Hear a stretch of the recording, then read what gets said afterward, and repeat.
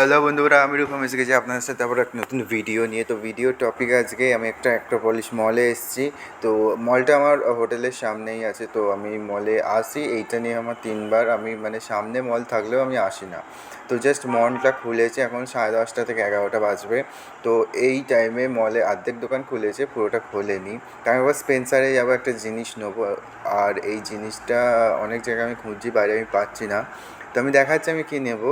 তার আগে দেখুন অনেক শপ ওপেন হচ্ছে, আর সব স্টাফেরা আসছে। এখন আমাকে সিকিউরিটি স্টাফ ভেবে মনে হয় ঢোকালো ভেতরে, আই ডোন্ট নো। যাই হোক, তো আমি মর্নিং টাইমে এসছি, বেশি মর্নিং টাইমে, আর এসে গেছি স্পেন্সারে। তো স্পেন্সারে অনেক জিনিস, অনেক মানে প্রচুর জিনিস প্রত্যেকটা স্পেন্সারেই থাকে। তো আমি দেখাচ্ছি আমার ডেস্টিনেশন কি, এইটা হচ্ছে ডেস্টিনেশন আমার। সো আমি ডেস্টিনেশন দেখিয়ে দিয়েছি। এবার আমি অ্যাকচুয়ালি ওটা নিয়ে নিই, কালেক্ট করিনি, আমি জাস্ট দামটা দেখতে এসেছিলাম কেমন কি রেটে আছে এখানে। তো